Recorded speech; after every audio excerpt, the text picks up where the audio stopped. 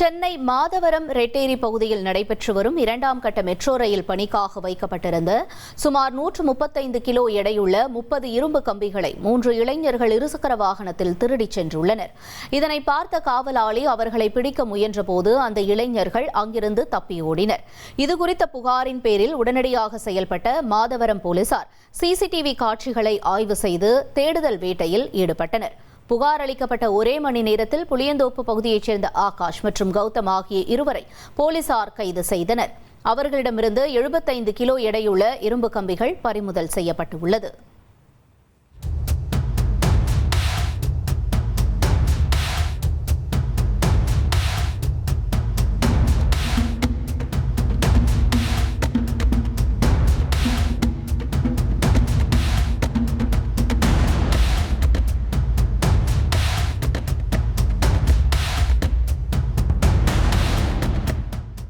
ஒரு கோடியே 28 லட்சம் மனங்களை வென்ற தந்தி டிவி யூடியூப் சேனல். தவிர்க்க முடியாத தம்ப்நெயில், கலக்கலான கான்டென்ட்ஸ். நீங்களும் இந்த குடும்பத்தில் இணைய இப்பவே சப்ஸ்கிரைப் பண்ணுங்க.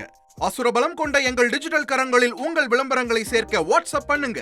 8939888838. Email advtthanditv@dttv.in.